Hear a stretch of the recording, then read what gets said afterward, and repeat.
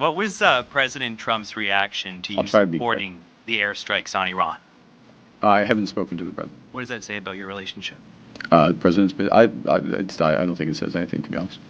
That single sentence changed the tone of the entire press conference. The question wasn't just about Trump, it was about control. Was Canada still looking south before making decisions? Carney didn't blink, he didn't hesitate, he didn't ask for permission. He made something clear: Canada acts on its own judgment. Next We question. received nothing from Next. the American. Look, we take a position. Let me just make a clear point.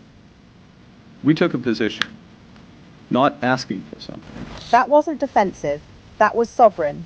While headlines focused on Washington, Carney was signing billion-dollar agreements across continents. In India, we secured over $5 billion in commercial agreements. $5 billion secured, a $2.6 billion uranium agreement, strategic energy cooperation, AI partnerships, trade expansion targeting $70 billion by 2030. This isn't reactive diplomacy, this is economic repositioning. In the coming 2 days, we will focus on forging new partnerships in investment, defense, security. From India to Australia, Canada is multiplying alliances, defense, critical minerals, artificial intelligence, not dependency, diversification, We re-established national security cooperation. security cooperation restored, defense channels reopened, direct dialogue at the highest levels. This is implementation, not rhetoric. While others escalate headlines, Carney builds leverage. While others speculate about reactions, Canada signs contracts. This wasn't just a press conference, it was a signal. Canada is no longer reacting to pressure, it is expanding its influence. And the real question isn't what Trump thinks. The real question is Canada entering a new era of strategic independence? Let me know in the comments. In just 48 hours, look at the sequence. $5 billion secured in India, a $2.6 billion uranium agreement, strategic energy expansion, artificial intelligence cooperation, defense dialogue in Australia, an invitation to address Parliament. That is not coincidence.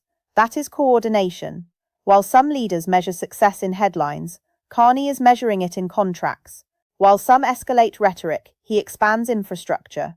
While tariffs are threatened, he builds alternatives, and that shift matters more than any press conference exchange. Because leverage in global politics does not come from volume, it comes from optionality. The more partners Canada builds, the less pressure any single country can apply.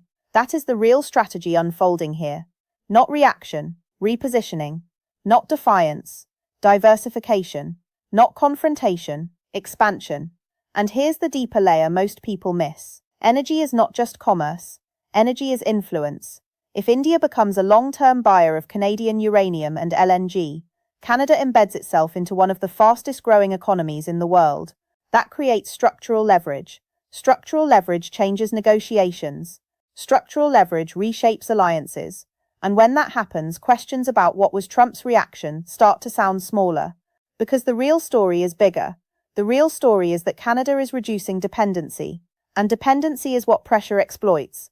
The more diversified Canada becomes, the less vulnerable it becomes. That is not theory.